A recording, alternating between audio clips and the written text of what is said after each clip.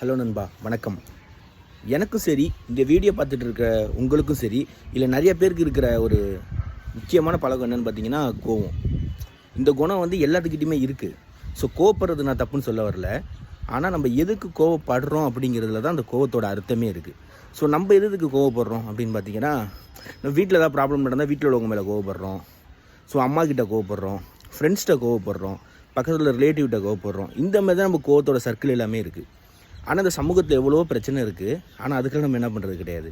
So கோவப்படுறது கிடையாது, அதை கடந்து போயிடுறோம். ஆனால் இந்த சின்ன சின்ன விஷயத்துக்குலாம் நம்ம கோவத்தை என்ன பண்ணுறோம், வெளிப்படுத்துகிறோம். ஸோ அப்படி நம்ம கோவத்தை வெளிப்படுத்தும் போது நம்ம யார் மேலே கோவப்படுறோமோ அவங்க மனசு எப்படி பாதிக்கும் அப்படிங்கிற அந்த ஒரு நிமிஷம் நம்ம என்ன பண்ணுறது கிடையாது. ஸோ யோசிக்கிறது கிடையாது. ஸோ நானும் சரி, என்னையும் சேர்த்து தான் சொல்கிறேன். ஸோ அப்படிங்கும்போது கோவப்படலாம், தப்பு கிடையாது. ஆனால் அந்த கோவத்துக்கு ஒரு வேல்யூ இருக்குது. கோவப்பட வேண்டிய இடத்துல தான் கோவப்படணும். ஸோ அந்த கோவத்துக்குன்னு ஒரு மதிப்பு இருக்குது. அந்த மதிப்பு உள்ள இடத்துல தான் கோவப்படணுமே தவிர எல்லாத்துக்குமே எல்லாத்துக்குமே கோவப்பட்டோம் அப்படின்னா ஸோ நிறைய உறவுகள் வந்து நம்மள்கிட்ட நீடிக்காது. ஏன்னா இதை அப்பயே திருவள்ளுவர் சொல்லியிருப்பார், தீயினால் சுட்ட புண்ணு உள்ளாரும் மாறாதே, நாவினால் சுட்ட வடு அப்படின்னு. நம்ம ஈஸியாக கோவப்பட்டு கடந்து போயிடுவோம். ஆனால் அந்த கோவம் யார் மேலே பட்டமோ அவங்க மனசில் வந்து அந்த சின்ன காயம் இருக்கும். அதனால ஸோ என்ன தான் கோவம் வந்தாலும் அதை நமக்குள்ளே வச்சுக்கிட்டு நம்ம பக்கத்தில் இருக்கிறவங்களோட எப்பயுமே அன்பாகவும் சந்தோஷமாகவும் மகிழ்ச்சியாகவும் பேசுவோம் நண்பா. தேங்க்யூ.